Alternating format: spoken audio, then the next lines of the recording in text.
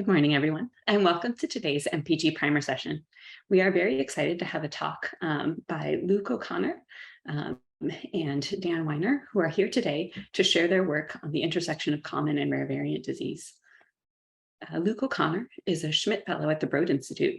His focus is on developing statistical approaches to understand the genetics of common disease. His work integrates data from multiple phenotypes, from common and rare genetic variation, and from diverse populations. Dan Weiner is an MD Ph.D. candidate at Harvard Medical School who has just defended his Ph.D. Congratulations! He is studying the convergence of common and rare genetic variation, co-advised by Luke O'Connor and Elise Robinson. They will be speaking to us today about their recent work linking single nucleotide polymorphisms with genes in genome-wide association studies. So thank you both for being here today. They'll be happy to take your questions during the talk, so go ahead and post them in the Q&A or type in the chat, and there'll be pauses to have them voiced. Well, thank you very much, Sarah, for the invitation and for the introduction, and good morning, everyone. So today, Dan and I will be telling you about sort of a well-studied and well-known challenge in statistical genetics and functional genomics, which is linking SNPs to genes in GWAS, and in particular, linking disease-associated SNPs with the disease genes that probably mediate their effects. So I'll just give a quick background on GWAS and the importance of this problem before telling you about a very direct approach to link SNPs to genes using eQTLs. And then I'll pass it over to Dan, who will tell you about work that he led on linking SNPs to genes with proximity and this abstract mediation model, as well as some work led by our collaborators on combining multiple strategies to link SNPs to genes. So the challenge, of course, is that you observe, after performing a genome-wide association study, some associated variants, and you don't know which genes it is that they regulate. In particular, GWAS hits are usually not in coding regions, and typically the loci that are implicated in GWAS contain multiple sort of plausible candidate causal genes. What it looks like these variants do is that they affect transcriptional regulation. So very early on, it became apparent that significant hits were non-coding, and that they instead localized to regions of the genome that plausibly affected transcriptional regulation. So DHS, DNA hypersensitivity sites, were sort of that was sort of an early assay of possible transcriptional activity. These are regions of the genome that are accessible to DNase, and therefore they might also be accessible to binding by a transcription factor, and a SNP that's localized in one of those regions might affect the binding of that transcription factor, and thereby alter regulation of a nearby gene. So there's early evidence that a large fraction of GWAS hits were in DHSs or were in LD with DHSs. And of course, heritability style analyses, that was 2012, heritability style analyses found the same thing. So these were some early estimates from Gusev et al. Sasha Gusev, by the way, is local and has done a lot of work on eQTLs as well, looking at the heritability explained by coding as opposed to regulatory regions. So DHS regions in particular, so it's about 10 or 20% of SNPs, explaining a large fraction of heritability. Maybe these estimates have been revised down a little bit since 2014, but a large fraction of heritability. And coding variants, even though they're actually more enriched for heritability, about 10x enriched, they comprise a much smaller fraction of the genome, so they explain less heritability. Now, on the one hand, it would be nice if a larger fraction of heritability localized to coding variants, and we could identify the genes more easily. But on the other hand, one nice thing about regulatory variation is that it's cell type specific. So a lot of sort of regions of DNA look like they have regulatory activity in some cell types, but not others. And this is a figure from Finucane et al. 2015, the original stratified LD-score regression paper, where they looked at the heritability enrichment of these cell type specific regulatory elements and found, sure enough, that they're enriched in the diseases you'd expect. So in schizophrenia, brain regulatory elements are highly enriched. in rheumatoid arthritis, immune and hematopoietic regulatory elements are enriched. One interesting finding here was that for BMI, BMI looks more like a brain behavioral trait than it does look like a metabolic trait, even though, of course, metabolic processes are also important. So this implies that, disease-relevant transcriptional, processes are probably usually cell type specific, and any approach that sort of measures those processes should probably recapitulate that specificity. And it strongly supports this model where what's going on with most variants is that most disease-causing SNPs affect gene expression in some sort of causal cell type or cellular context, and that in turn has an effect on disease risk. I don't want to sort of give you the wrong idea though, because protein coding variation is also very important.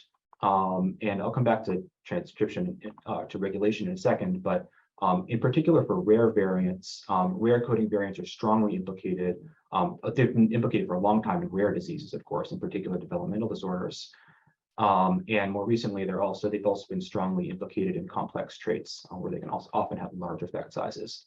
Low frequency variants, around 1% frequency, are kind of in between. It looks like they have a much higher percentage of their heritability in coding regions compared with common variants. And for common variants as well, actually, fine mapping studies will often turn up a whole bunch of coding fine mapped SNPs. So this was a study in inflammatory bowel disease where they found that 30% of their fine mapped variants were in coding regions, and of course, those types of variants are very valuable. They point to genes directly. Okay, so next I'm going to talk about eQTLs. I just want to pause and see if there's any questions. Thank you, Luke. I don't see any questions yet. So. Okay, so eQTLs are a very direct approach to link SNPs with the genes they regulate.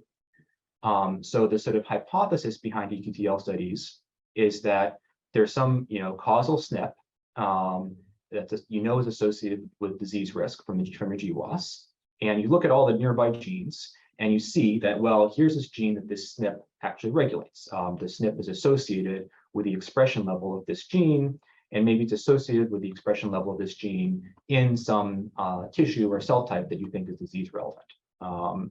And then that would be a good sort of evidence that what the SNP is doing is that it's affecting the gene, and the gene is affecting the risk of disease. So the GTEx project in particular is an eQTL study that it's not the first or the largest eQTL study, but sort of the most comprehensive in terms of the tissues that are represented in that study. Very much motivated by the observation that disease-relevant transcriptional processes are probably cell type or tissue specific. There have been some challenges with this approach, though. And the first challenge is co-regulation, in particular, co-regulation across cell types and tissues. So whereas a lot of regulatory elements, especially enhancers, will be cell type specific, most eQTLs are not tissue specific. This is a figure from Urban et al., who did some basically clustering of eQTLs by their pattern of tissue specificity. And the largest pattern, the pattern that explained most eQTLs, was a pattern where basically these are variants that affect expression levels across all the tissues, and they are particularly correlated across different brain regions, and then they're also strongly correlated across non-brain regions. And the result of that is that when you look at sort of the relevance of these eQTLs in GWAS, it's hard to pick out the right tissues.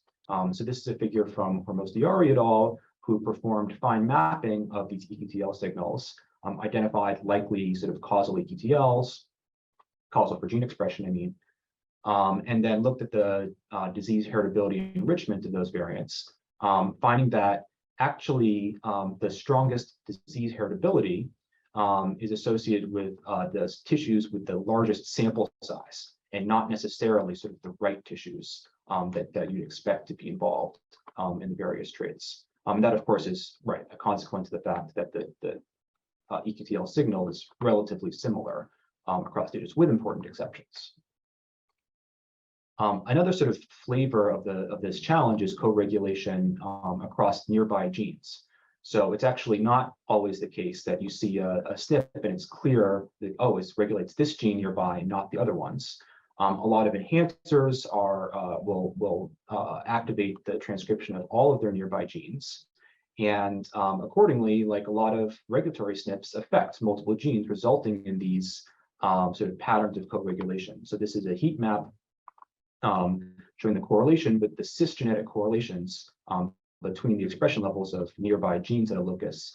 You get these blocks of correlated genes, and you also get these far away correlations as well. Some of these are negative correlations, which are sort of equally problematic as positive correlations for identifying causal genes. So it's much less informative as to what's the disease gene if your a disease-associated SNP is regulating all of the genes at the locus. And sort of another sort of reason that you can get co-regulation is just LD. So the variants themselves can be highly correlated. And then even if even if the causal variant for your trait only affects the expression level of one gene, it might be an LD with a different SNP that affects the regulation of a different gene. So you can have co-regulation due to LD as well. And this is a figure from Chun et al. Who performed co-localization. Co-localization is an approach similar to fine mapping, trying to identify shared causal SNPs. So SNPs that are causal for both gene expression and the trait, as opposed to different SNPs. And here they're looking at autoimmune disease loci, and they're looking at immune cells where there is an eQTL at the same locus. And they found that most of the time, like 80 or 90% of the time, even though there's an autoimmune association and an immune cell eQTL, the causal variants are actually different. Now, sort of the solution to this challenge, and maybe I shouldn't call it a solution, but the approach to address this challenge that's been most successful is to explicitly model co-regulation. So this is a figure from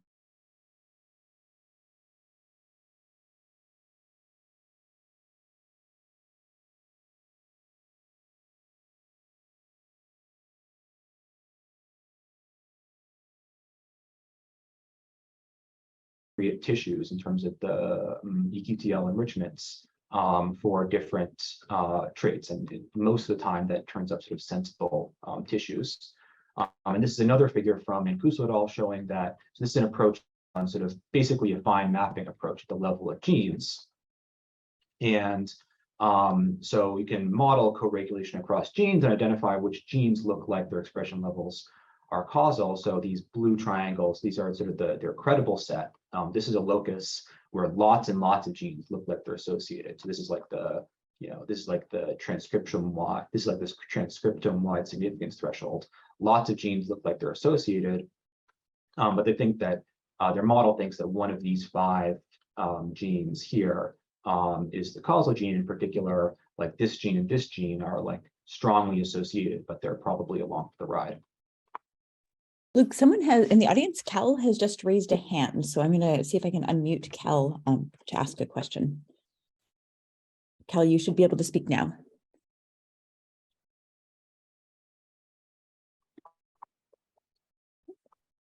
Let's see. I'm not sure that, oh, Cal, we can't hear you, or at least I can't hear you. I have myself raised my hand by accident. Oh, okay. Great. Maybe we'll assume for the moment that that's the case, but Cal, if you have a question, please do post it in the Q&A and we'll handle it that way. So thanks. Yeah, I'm definitely happy to take questions at any point. I'll pause at the end of the section, which is just coming up in a few slides as well. Okay, so and of course these methods also need to account for LD, which is another major challenge. The second challenge associated with eQTLs is that they often they may measure the wrong thing. So in particular, they might measure expression level in the wrong cell type or tissue. Well, probably not the right tissue, since GTEx measured like all the tissues, but it might be the wrong cell type or the wrong cellular context, the wrong stage of development. And this is these are figures from Yao et al. Doug developed a model to where basically you've got some observed expression levels, you've got SNPs, and you've got observed effects of the SNP on the expression levels and the SNP on your trait or disease.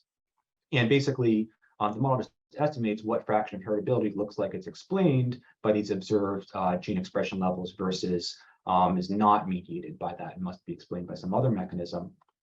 And under this model, Doug estimated that only about 10% of heritability is actually explained by gene expression level in sort of observed cell types and tissues. That's consistent, of course, with the findings from Chun et al., which is that oftentimes the eQTL and the disease-associated and the disease SNP are just different variants. And then the other sort of flavor of the sort of measuring the wrong thing challenge is that you might actually be measuring the wrong, you might be finding eQTLs for the wrong gene. And so this is an interesting figure from Yao et al. Again. So surprisingly, genes with a higher cis heritability, so genes with more eQTLs or stronger eQTLs, seem to mediate less trait heritability. So they seem to be depleted of trait heritability relative to genes with just a few eQTLs or just with weak eQTLs. And that's consistent with the possible effect of negative selection. So what might be going on is that important disease-associated genes are under selective constraints, and they don't have strong eQTLs, or they don't have a lot of eQTLs. And so then you perform an eQTL study in a couple hundred individuals, and you mostly pick out the strong eQTLs, and the strong eQTLs are mostly those for sort of less important genes. Mostafavi et al., this is a recent preprint, a really nice recent preprint that sort of explores this model where, okay, you've got genes which affect the trait, and those genes are under strong negative selection, and what happens to your eQTL signal. They find that, as a result of this type of effect, there are all sorts of differences between like genes that look like they're associated with traits and genes that have eQTLs. And they think that this is what explains this sort of limited overlap between eQTLs, genes with eQTLs, and genes that are disease genes, explains why it's been a challenge to associate, to use this approach. And then, of course, the possible solution to this is, well, I mean, for measuring the wrong cell types, a possible solution is to measure the right cell types. And if you're not getting eQTLs for the right genes because they have weak eQTLs, then of course a possible solution is to use larger sample sizes. So there's a lot of interest right now in single cell RNA-seq, single cell eQTLs in particular, really context-specific eQTLs, and a lot of interest in scaling that up to large sample sizes. And before passing it over to Dan, I'll just note that some people think that you should just pick the closest gene and instead of using eQTLs. So Eric Bauman is very vocal on Twitter about this. He thinks that basically you should just look at the closest gene or the closest couple genes, and you should forget about the eQTL signal.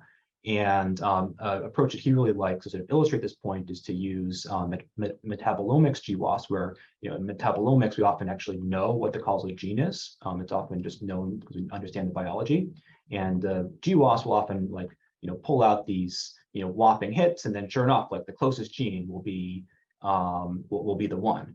And that sort of approach to figuring out what's a good SNP to gene strategy is the same sort of approach that we use, that Dan is about to tell you about, and also that our collaborators use in the other thing.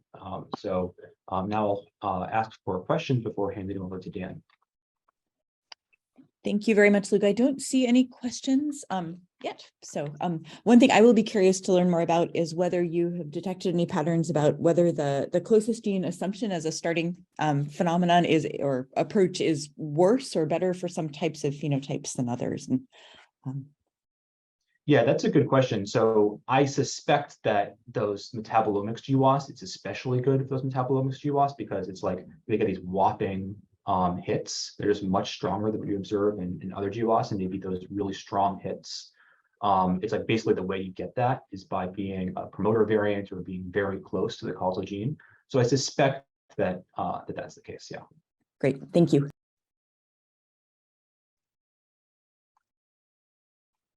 Fantastic. Well, thanks, Luke, for that great overview. And I'm going to first talk about our recent work on estimating gene-mediated heritability with the abstract mediation model. So as Luke talked about, it's often unknown which SNPs regulate which genes, and this obscures something that we might be particularly interested in, which is this idea of gene-mediated heritability.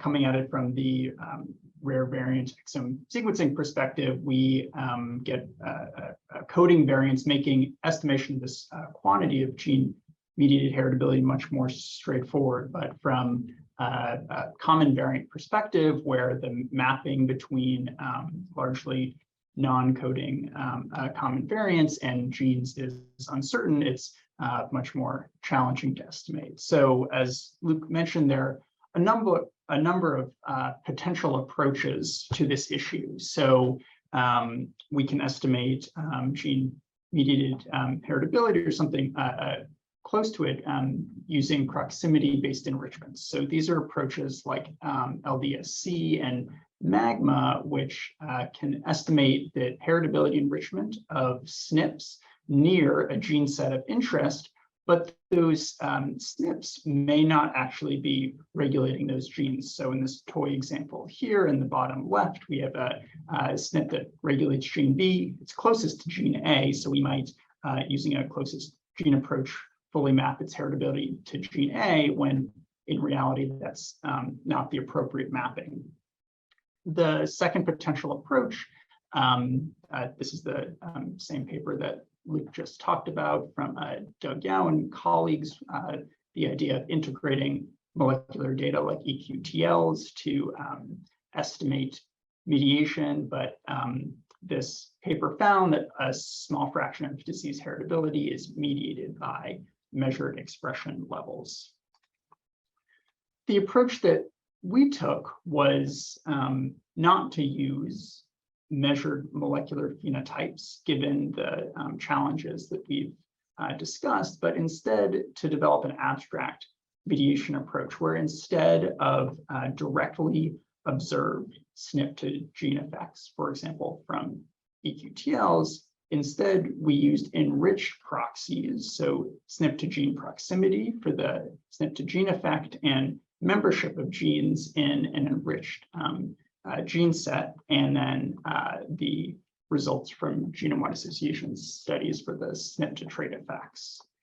And the idea is that we can estimate SNP to gene architecture by the decay in heritability enrichment as a set of enriched genes gets farther away from those variants. And this allows us to partition heritability across SNP gene pairs, and then to estimate gene-mediated heritability in any combination that we would like, for example, in a gene set of interest.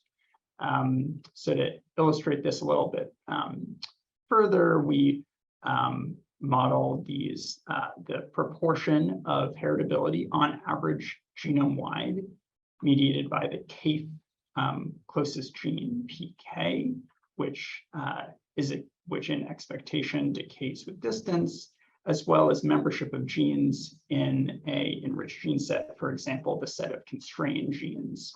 And the expected SNP heritability is essentially a function of whether a SNP has a a proximate gene in the enriched gene set and the proportion of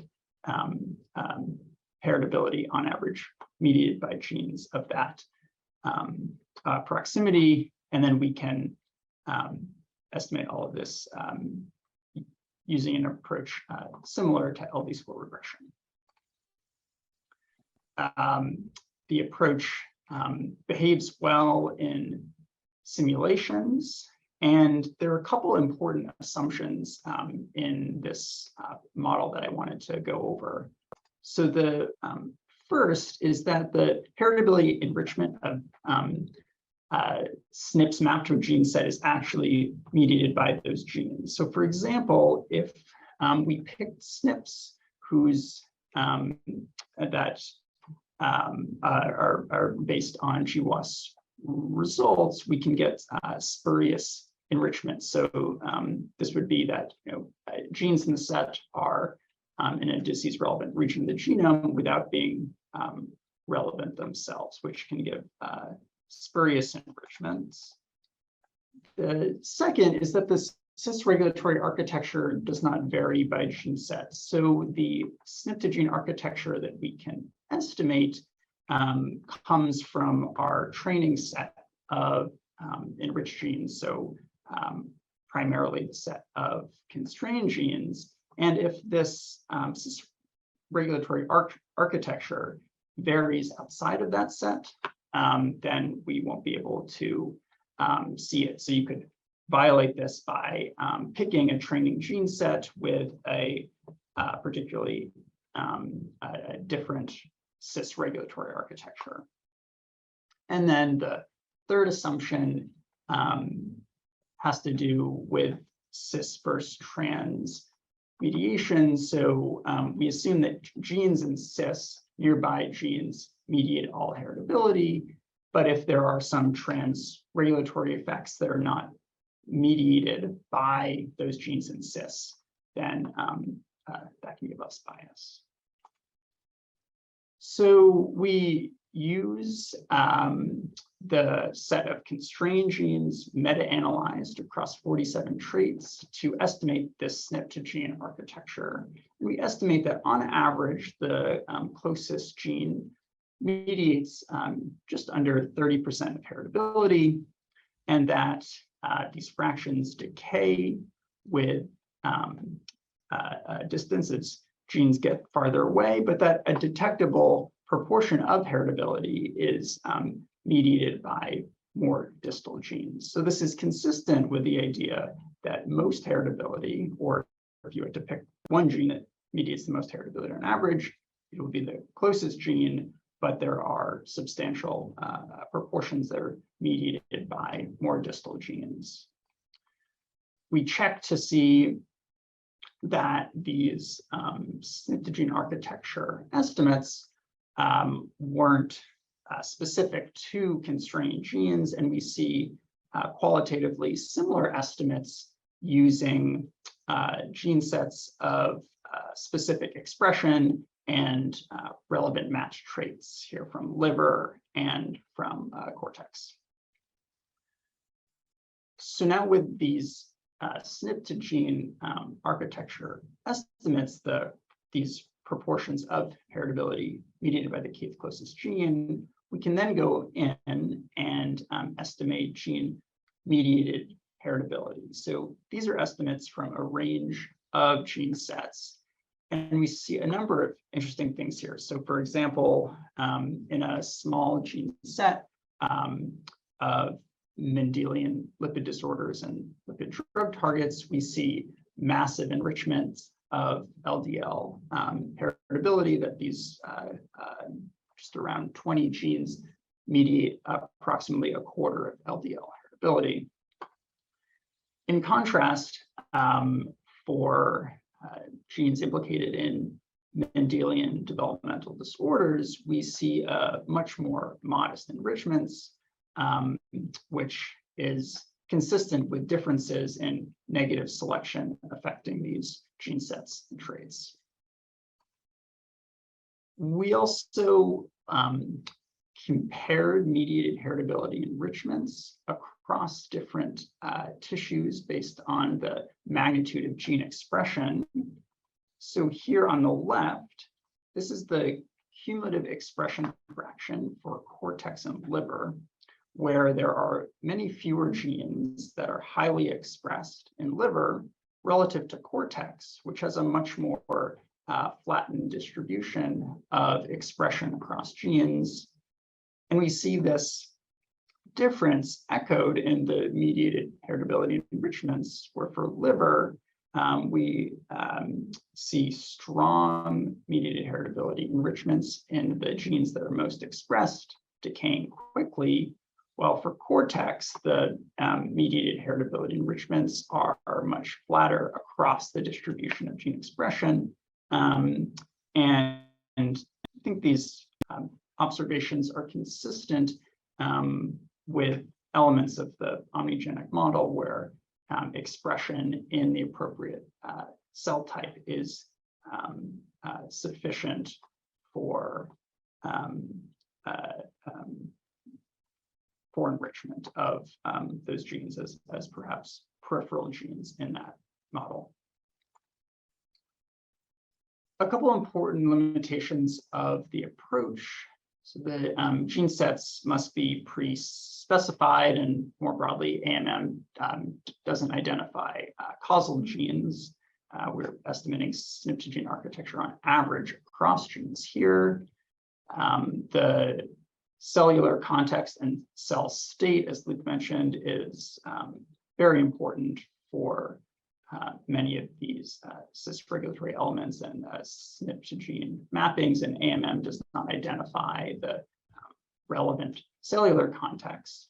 And similarly, the approach has limited power for individual genes and small gene sets. And this is different from the next paper that I'll present, which does look at both genome-wide patterns, but also the individual links between SNPs and genes.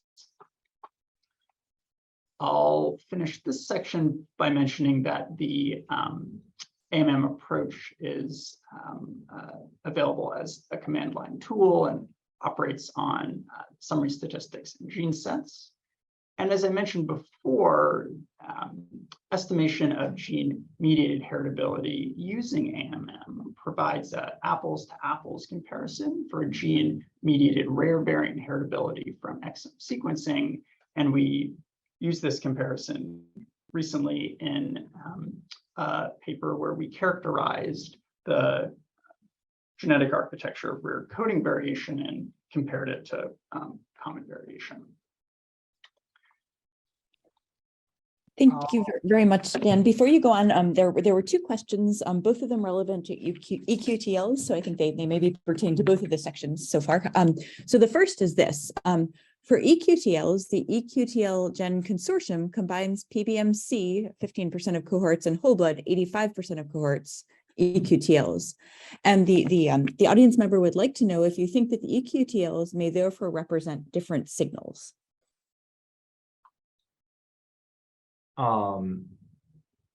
So if I understand the question right, I think it's saying that there's a mixture of different cell types. Is that right? That is my interpretation too, yes. Although if the person who raised this question is here and would like to elaborate, of course, please do in the Q&A.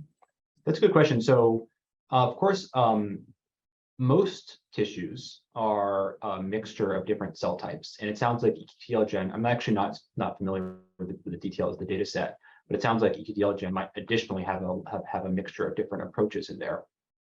I know eQTL Gen has a massive sample size, so it might be sort of a meta-analysis. It's definitely a challenge, especially in whole blood, that you have, which I think eQTL Gen is whole blood, that you have a mixture of different cell types.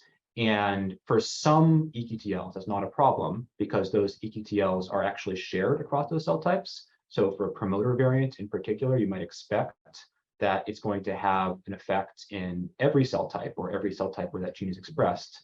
And you're going to maximize your power to detect it by munging all those cell types together. On the other hand, if you have some cell type specific enhancer, that effect might be missed, or it might get swamped by stronger signals when you mix a whole bunch of cell types. And so that's definitely a potential problem.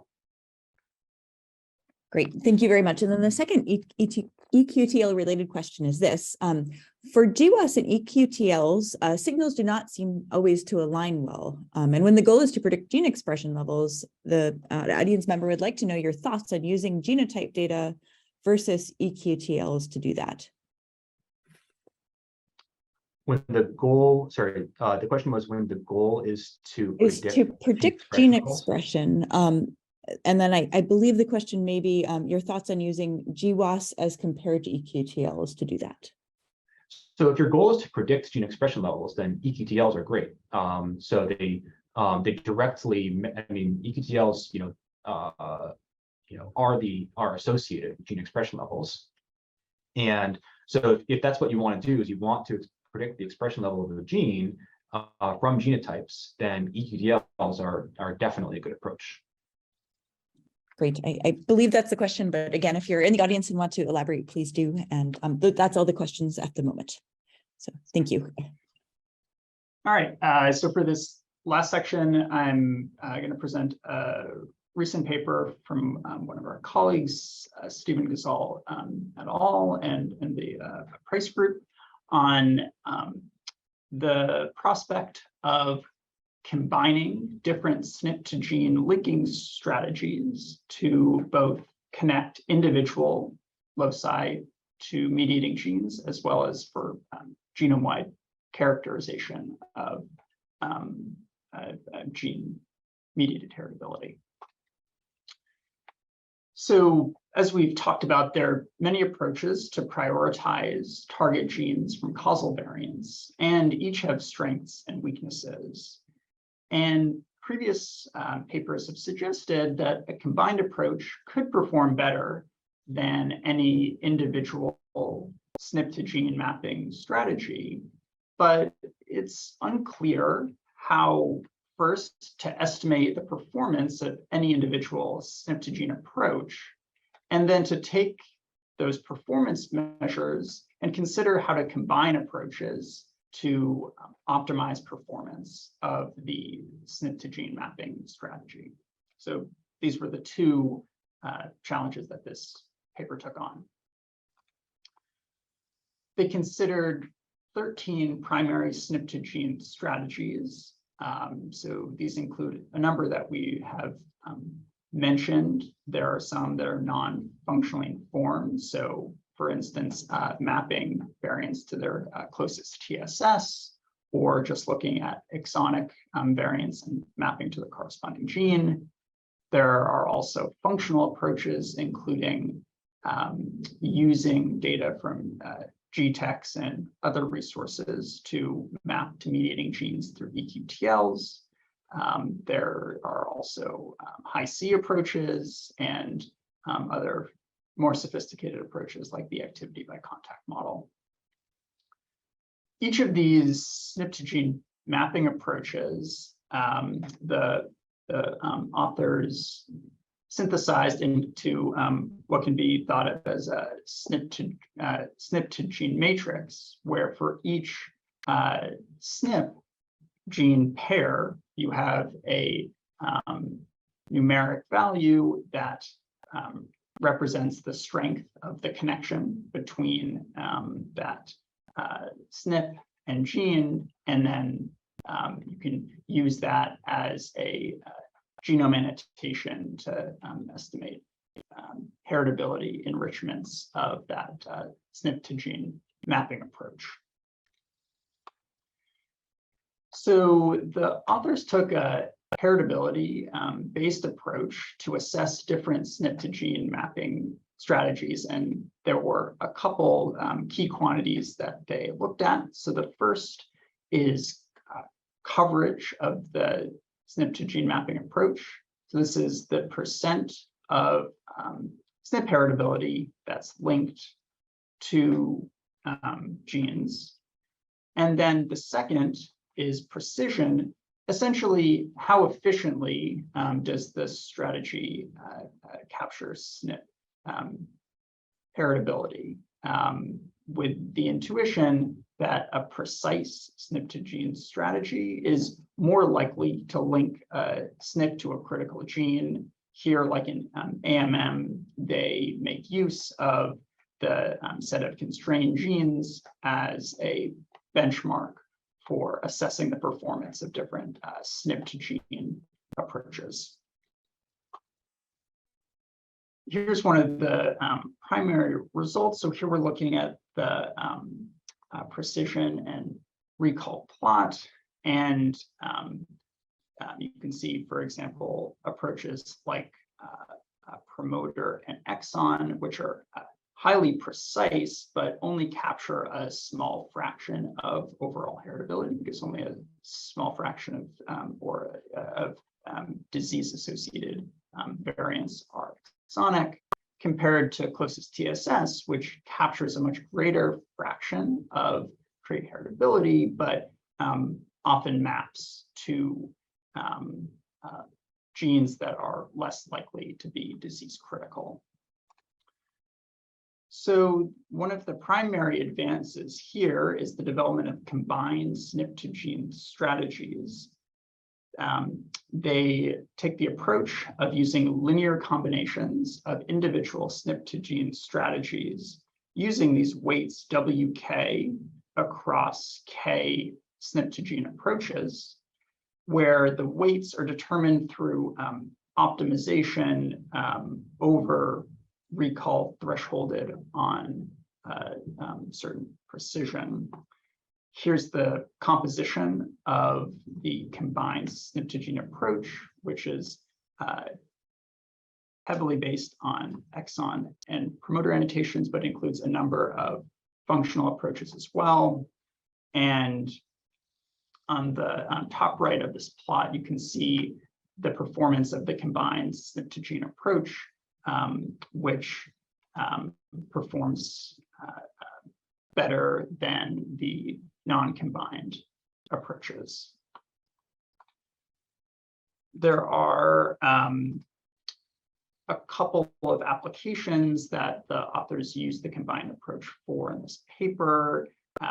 They look at nomination of causal genes at disease loci, as well as genome-wide assessments of disease oncogenicity, comparing the number of causal SNPs ME with the effective number of causal genes, seeing a wide range from traits that have many relevant genes like neuroticism compared to traits with much different genetic architecture like hair color. And the combined SNP to gene strategies are publicly available and are a great resource that will definitely continue to develop over time as other constituents SNP to gene approaches come online. And I think that is it.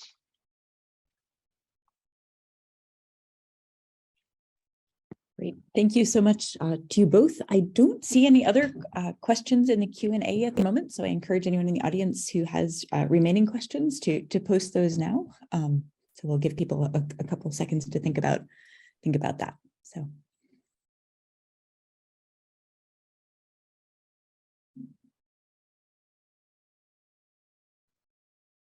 I have a question to get things started off, if that's okay. Thank you both for an excellent talk today and just covering a huge amount of recent advancements, as well as some of the persistent stumbling blocks. What do you think, if you're, so someone who's, as Dan is moving forward to the clinic, what do you do with, once you have a SNP that's perhaps associated with the disease gene, what do you see as the future for kind of moving forward, where we see these SNPs that may have an incremental risk? What do you think we'll be doing with this information in 5 years or 10 years? I mean, I think that there are a range of different paths forward in that context. You know, there's the approach of taking the SNP to gene link and then deeply studying the biology of that associated gene, essentially using GWAS to get to a set of relevant genes and focusing in on those. I think given the recent expansion of exome sequencing approaches as well, I think it's really important to look at the overlap of evidence between common and rare variation, and to see if, in the context of gene loss of function or other variants that have potentially larger effects on that gene, whether we can learn about the potential efficacy and safety of a therapeutic targeted at that gene. But there have also been great recent examples in sickle cell disease and others of targeting the non-coding cis-regulatory elements as a therapeutic approach as well. So it's definitely not necessary to just use the non-coding variant as a tool to get to the gene, but there are exciting examples of therapeutic modulation of the cis architecture to affect that gene as well. Thank you. A new question has just popped up in the Q&A, and here it is. Do you expect cis eQTL heritability to change depending on different tissue developmental times and postmortem versus fresh? And how do we tease apart noise from true signal? Yeah, that's a good question. So I do expect that the cis regulatory architecture will be different across developmental stages, and just more generally across different cellular states. And we know that especially during development, state cells do different things and at different time points, and go through stages where they have different roles. And I don't think we understand very well, in particular, the genetic effects on those processes. Like, it's easy, like we know that there are enhancers that are specifically active in fetal brain, for example. And I don't think that we understand very well at all what regulatory variation does at those time points. Great, thank you. Well, I think that's the last of the questions. So this seems like a good time to conclude. Thank you so much to you both. That was really an exciting and thought-provoking talk. So thank you, and we will talk with you and look forward to hearing more in the future. Thank you very much. Thank you.